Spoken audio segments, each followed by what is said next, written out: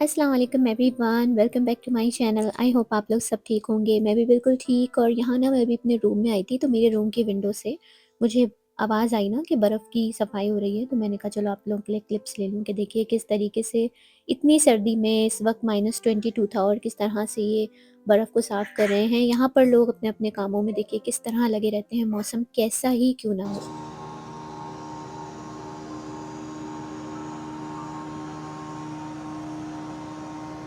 ये देखिए, ये है कीमा जो मैंने मैरिनेट कर दिया था रात को, तो काफ़ी अच्छे से मसाला इसमें लग गया होगा। अभी इसकी हम प्रिपरेशन करते हैं। देखिए ये उठ गए।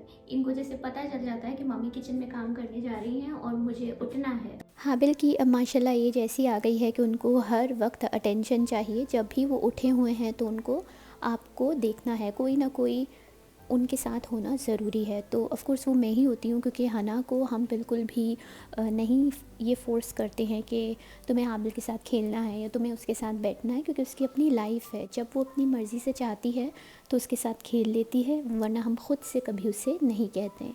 और I think this is the right thing. हम उसके ऊपर अपनी रिस्पॉन्सिबिलिटी नहीं डाल सकते। अक्सर मुझसे लोग ये कहते हैं कि हना माशाल्लाह 9 इयर्स की है, तो तुम्हें बहुत आसानी होती होगी, हना हाबिल को संभाल लेती होगी, तुम्हें काम करने में इजी रहता होगा। लेकिन ऐसा अगर मैं आपको सच बताऊं तो बिल्कुल भी नहीं है। मैं हना पर हाबिल को संभालने की छोटी सी भी रिस्पॉन्सिबिलिटी नहीं डालती हूँ, ना ही मैं ना मेरे हस्बैंड। और हमने यही डिसाइड किया था हाबिल के आने से पहले, क्योंकि हना का काम है हाबिल के साथ खेलना, बहुत सारे कडल्स, उसको प्यार करना, लेकिन उसको संभालना इज़ नॉट हर रिस्पॉन्सिबिलिटी। तो हम ही उसको देखते हैं। सपोज़ अगर मुझे कुकिंग करनी है या क्लीनिंग करनी है तो मैं उसको रैप में बांध कर काम मैनेज कर लेती हूँ, या फिर उसको सीट में बिठा कर मैनेज कर लेती हूँ। हस्बैंड फ्री हो तो मैं उनको पकड़ा कर मैनेज कर लेती हूँ। मगर कभी भी हम लोग ये नहीं करते कि हना अपना कुछ काम कर रही हो, चाहे वो टीवी ही क्यों ना देख रही हो, वो उसका टाइम है। She is a school going kid, उसके टेस्ट्स होते हैं, उसका स्कूल होता है, वो इतनी बिज़ी होती है, उसको जो टाइम घर में मिलता है हम उससे ये नहीं कह सकते कि तुम्हें हाबिल को देखना है। हाँ, वो अपनी मर्ज़ी से जितना चाहे खेले, अपनी मर्ज़ी से जो खुशी से करना चाहे, दैट इज़ अलाउड। मुझे ऐसा लगता है कि जब आपके घर में दो बच्चे हो ना, कि जिसमें एक गैप बहुत ज़्यादा हो, जैसे कि हना और हाबिल में है, तो आपको काम जो है ना दो तरीके के करने होते हैं। जैसे हना की लाइफ बहुत डिफरेंट है हाबिल से, और हाबिल की लाइफ हना से, तो थोड़ा सा डिफ़िकल्ट हो जाता है, क्योंकि आपको बड़े बच्चे की भी नीड्स पूरे करने होते हैं। उसकी ज़िम्मेदारियाँ मुझे लगता है कि छोटे बच्चे से भी ज़्यादा होती हैं। छोटे बच्चे आपको जगाते हैं, दूध होता है, डायपर होता है, लेकिन बड़े बच्चे के लिए आपको बहुत सी चीज़ें ऐसी हैं जो करनी पड़ती हैं। उनकी स्टडीज़, उनकी और चीज़ें स्कूल से रिलेटेड, या उनकी डेली लाइफ से रिलेटेड चीज़ें। मुझे लगता है कि जब ये जो बात कही जाती है ना कि जो छोटे बच्चे एक साथ जब कम गैप से पैदा हो जाते हैं तो एक साथ बड़े हो जाते हैं, I think this is true. उसमें यह आसानी होती है कि बच्चे आपके साथ छोटे होते हैं और एक साथ पल जाते हैं। अगर मैं अपनी बात करूँ तो बेबी के बाद मेरी लाइफ बहुत हेक्टिक, बहुत स्ट्रेसफुल गुजर रही है, क्योंकि आप लोग जानते हैं कि यहाँ किसी किस्म की हेल्प नहीं होती है। आप हॉस्पिटल से डिस्चार्ज हों, आपकी चाहे सर्जरी हुई हो या आपकी नॉर्मल बर्थ हुई हो, आपको घर पहुँचने के बाद उसी तरह से सब कुछ संभालना है, अनलेस कि आपके पास कोई हेल्प हो। तो ये चीज़ आपको बहुत ज़्यादा स्ट्रेस देती है, बॉडी पर भी स्ट्रेस होता है, मेंटल स्ट्रेस भी बहुत होता है। चाहे आपके ट्विन्स हों, आप घर ट्विन्स ला रहे हो, लेकिन आपको खुद देखना है, यहाँ पर आपको सुपर मॉम बनना पड़ता है। अच्छा, जैसे यहाँ मुल्कों में ऐसा नहीं है कि आपको नैनी सर्विसेज या मेड सर्विसेज नहीं मिलती हैं। दे आर सो एक्सपेंसिव कि लोग यही सोचते हैं कि आप वो अफोर्ड करने से अच्छा है कि वही पैसा अपने बच्चों के लिए सेव कर लें।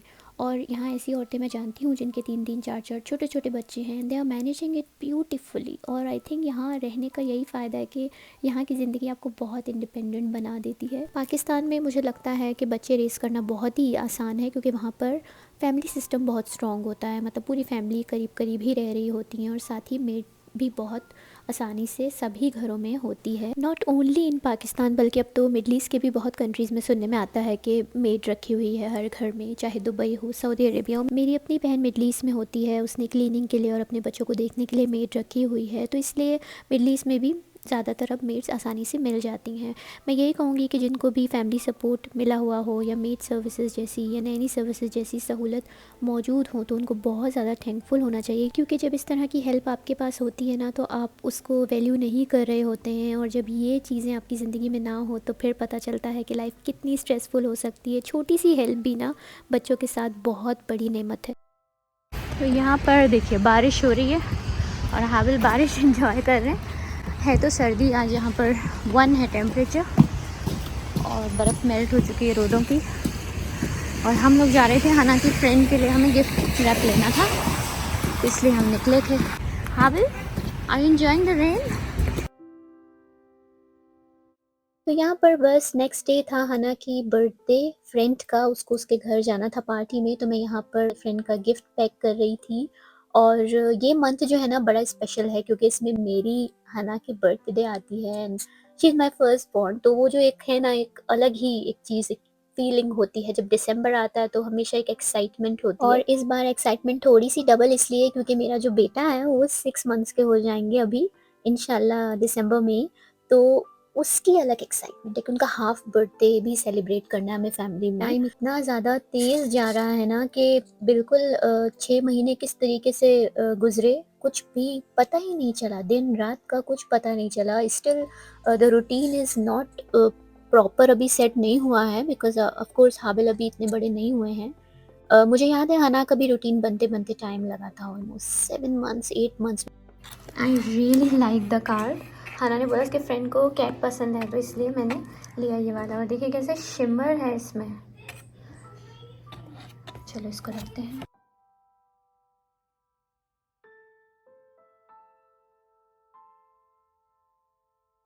तो ये नेक्स्ट डे दोपहर के क्लिप्स हैं जब हना जो है बर्थडे के लिए जा रही थी अपनी फ्रेंड के।